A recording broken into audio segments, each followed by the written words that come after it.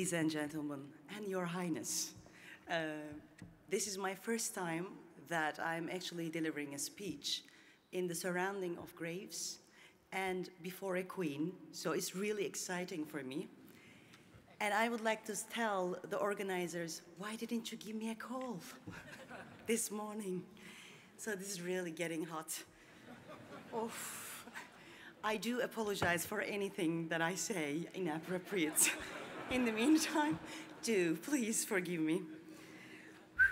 So, I wanted to start with my own journey after I've seen you all and your bright faces, the student organization that you have, that I cannot pronounce very well, VeerStichting.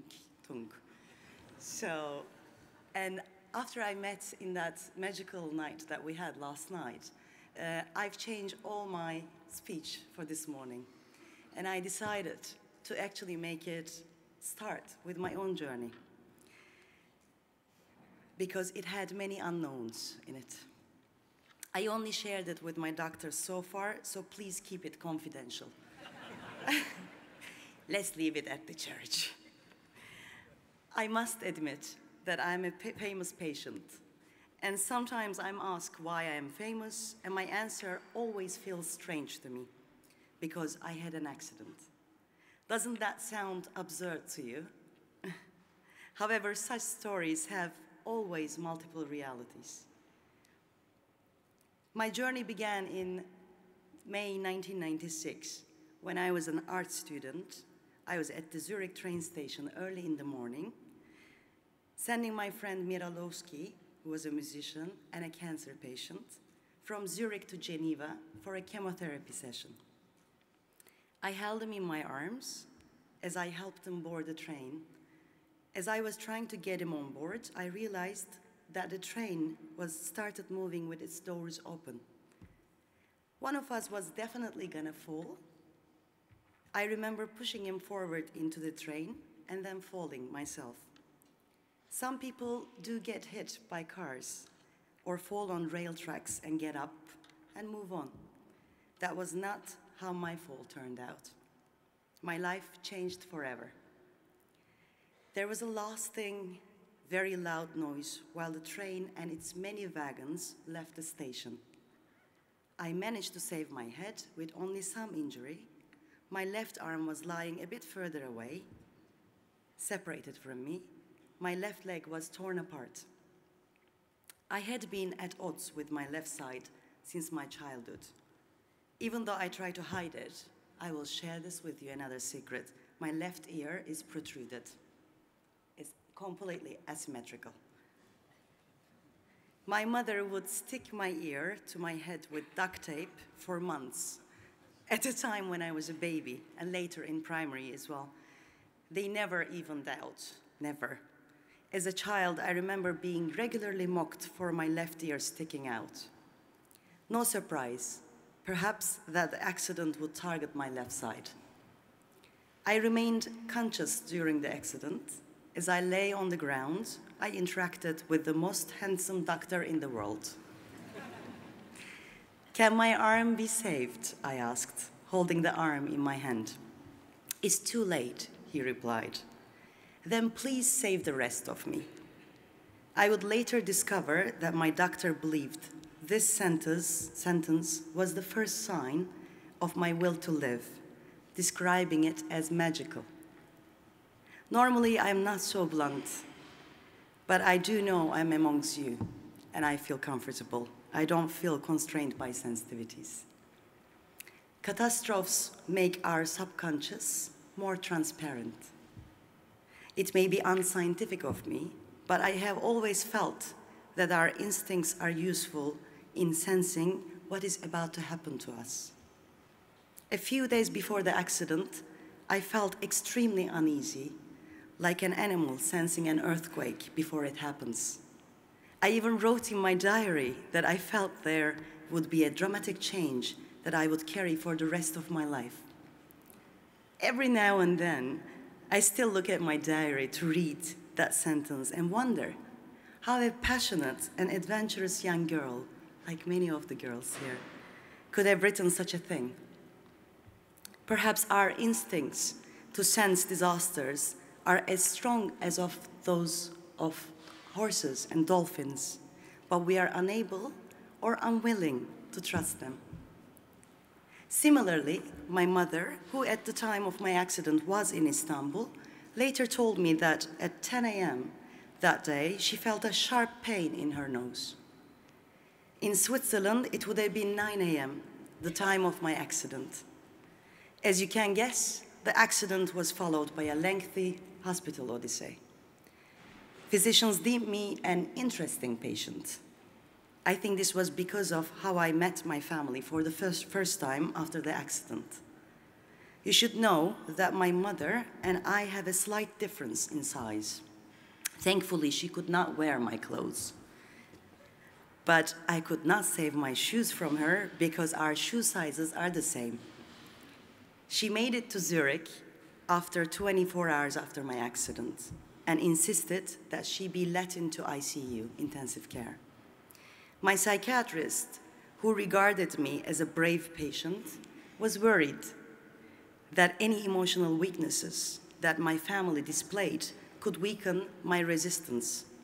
Clearly, she did not know my family. Let me tell you a mini story here. Years after my accident, in 2003, when I was working for the United Nations Refugee Agency, I discovered that I had not been assigned for a humanitarian operation in Baghdad. I hurried to my boss's office and volunteered for the Iraq assignment. "You already have the weight of your prosthetics," he replied. "How will you add another 30 kilos of protective waistcoat and a helmet on top of that?" I said I could not explain it to my mother if I did not work in the Iraqi humanitarian operation. He gave me a surprised and merciful look. For the first time in my life, I heard of a mother who wants her kid to go work in a war area, he said. And he added, "I think you have to leave your family, Şafak." I remember seeing their blurry silhouettes between my giant blue bandages as they walked into my room in the hospital. My mother was wearing my favorite red shoes. I never asked her, but to this day, I think she chose them on purpose. Her first sentence did not surprise me, but shocked my doctors, judging by their facial expressions. "You are having all these operations. You could also have your left ear fixed while you're at it."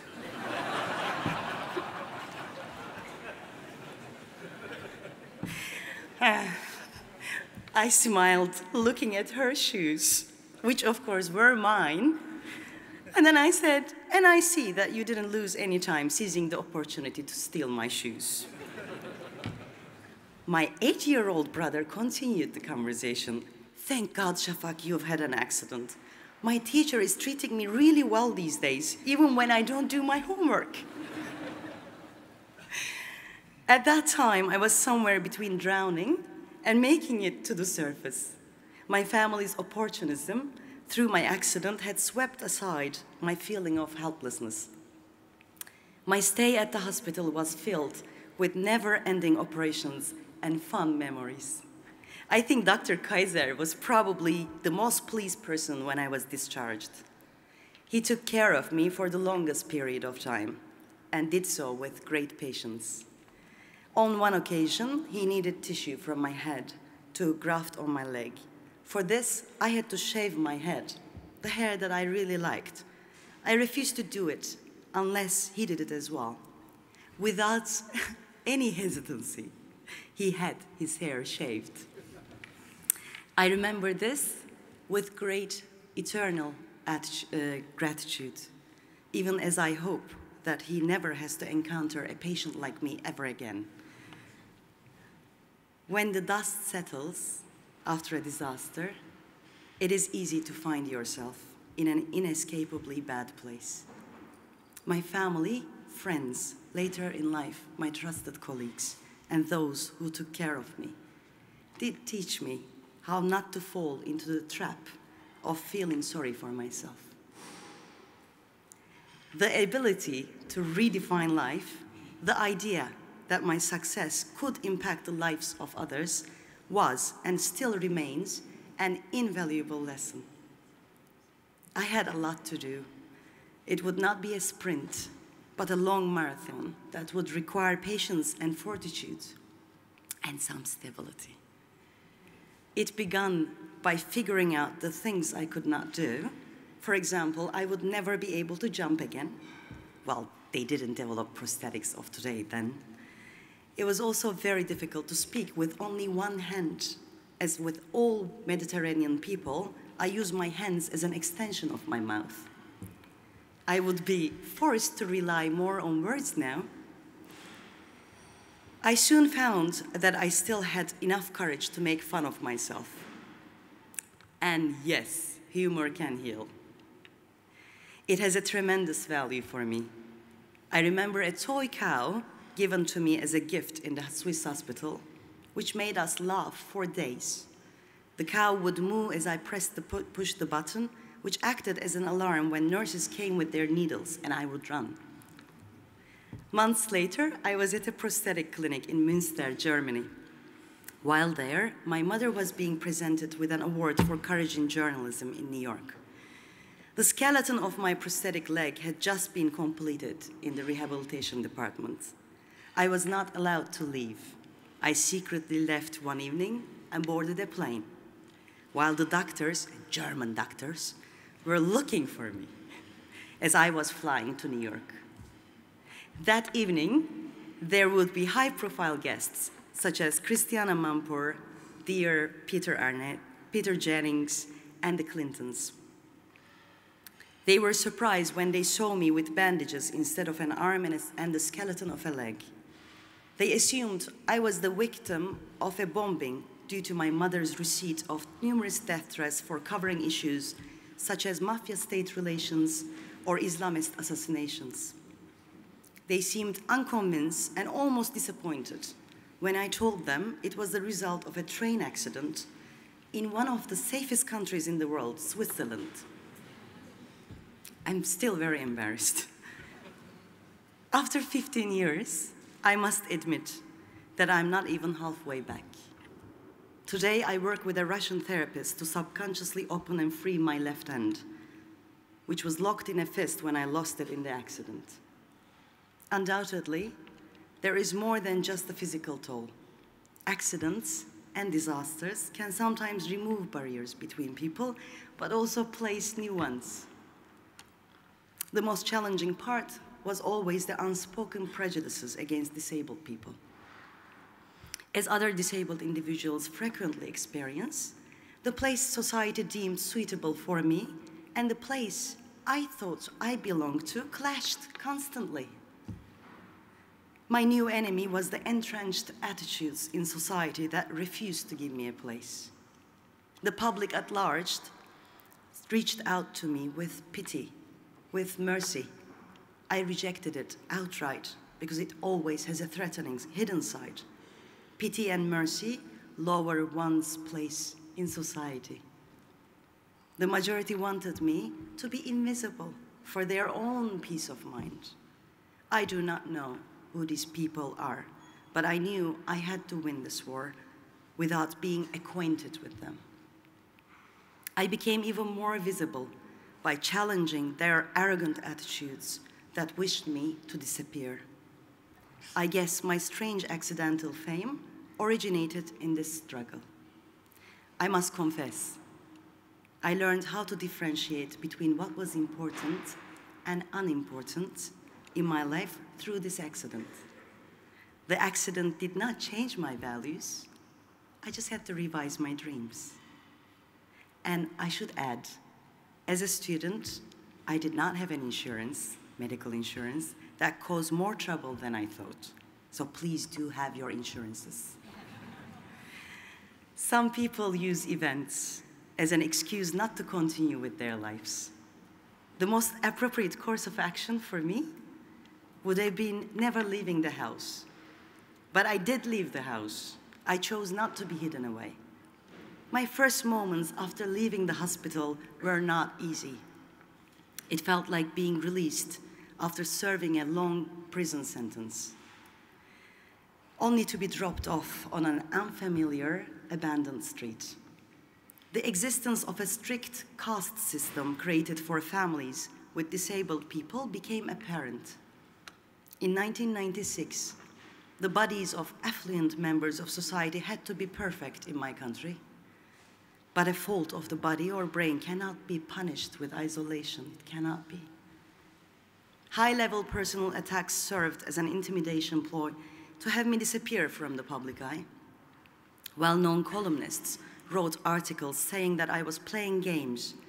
My optimism was dishonest and had other motivations. When I questioned them and asked, even if it was feigned optimism, what exactly was wrong with it? I received no replies. I chose to fight on and continued to be out there. Of course, I wish I never had an accident. But as it is not possible to go back, we must succeed in being able to go forward. The story can easily be told, easily written, but never easily endured. In November 1996, the press reported my appearance in a restaurant as the first-time public appearance of a disabled person eating at a restaurant. I had no idea about accessibility, but my instincts convinced me that I had a place at that restaurant as much as anyone and everyone else. The first ramp at Kaşıbeyaz restaurant, the first elevator at Bilgi University in Istanbul, the many ramps and lifts at the United Nations Human Rights Office building in Geneva, where I would later work for, UNHCR Human Resources Policy for Disabled People's recruitment, are all remainders of my times there.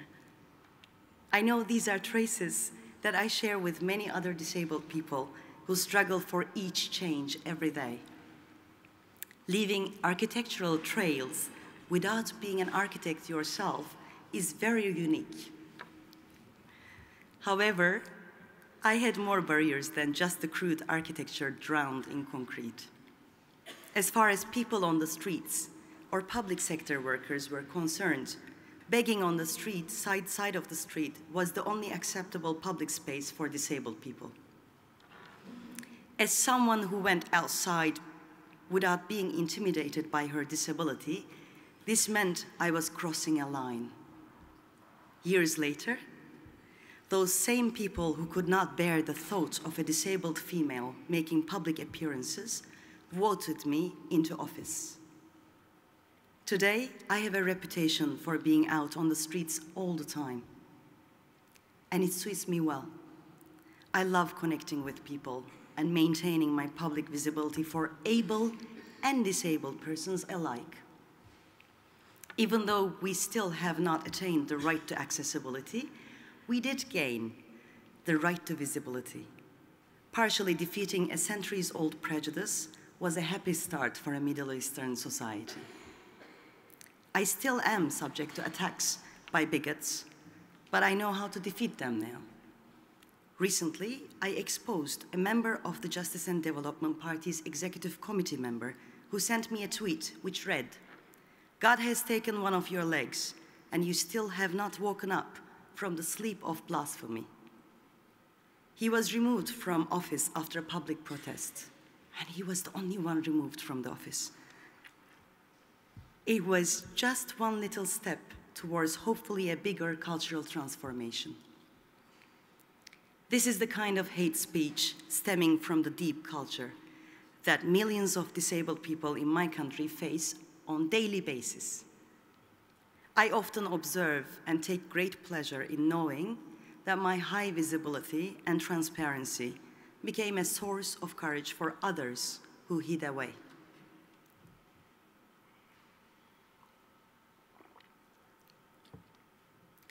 The often ignored silent majority are slowly stepping out into the daylight. When I look back, I believe that this is the struggle that I can most take pride in. And do you know what happened last year at Gezi Park protests? For the first time, disabled individuals came and joined the protests for social freedoms, individually, for individual rights.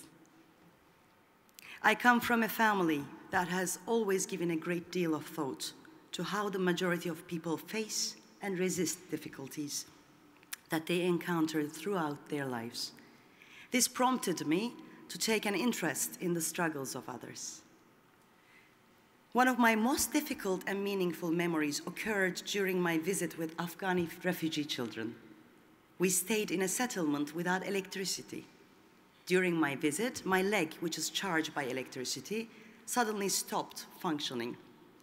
The children found parts from old Soviet radios and managed to make a small wind turbine to construct a charger. We charged my leg with great ceremony and laughed a lot in the process. There is no need to look at this with rose-tinted glasses. If I may ask my moderator to take 5 more minutes, is that okay?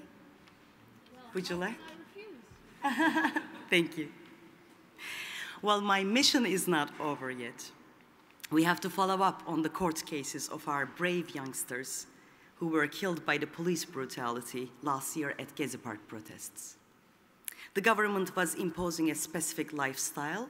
It wanted to root Gezi Park, the heart of Istanbul, out of the city.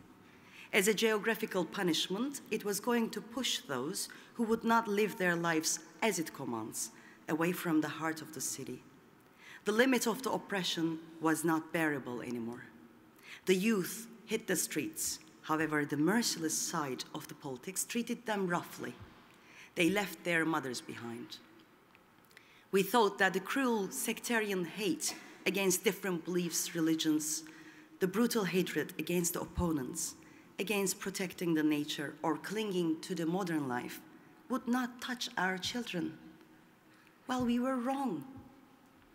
The tear gas shell of the police hit a 14-year-old child on the head while he was on his way to buy a loaf of bread. Losing Berkin wounded the feelings of all honorable people in the society. The Prime Minister, on the other hand, the Prime Minister then, he was not satisfied with the killing of the child. He had hundreds of thousands of people boo at his mother in the squares. We thought that after witnessing a powerful prime minister having an agonized, vulnerable mother booed by the crowds would actually cause an earthquake in the consciences and have them react to it. That did not happen either. Government subordinate media also joined and accompanied the remorseless followers at the booing with applause. Our sense of justice was completely destroyed. A handful of people, overwhelmed by the limits of the common sense, grouped and tried to unlock the locked consciences. A youngster who lost his eye during the peaceful demonstrations was telling his experience as such, I quote, "It felt like the time had stopped. The crowd made a circle, and there I was in the middle of it. All my feelings focused on my left eye. I was sentenced to suffer from the searing pain there. My life did not flash before my eyes because they were exactly where I was shot and got injured. I thought of my mother, who knows how sad she would be." He continues, "I have never believed in anything as much as I would do harm to others for it. I have never supported the fanatic teams.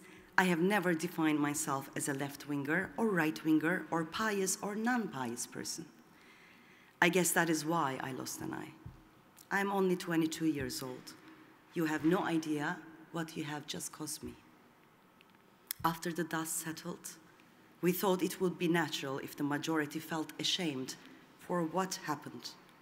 It did not happen either. They hit the streets to hunt other youngsters to beat to death.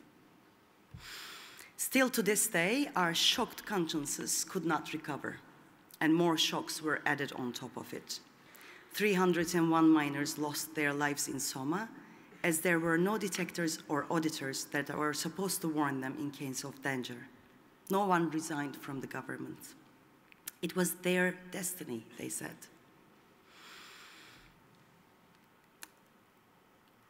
I'm always astonished to see that such events which revolt the global conscience somehow has a contrary effect by soothing the majority's local conscience, which is very strange.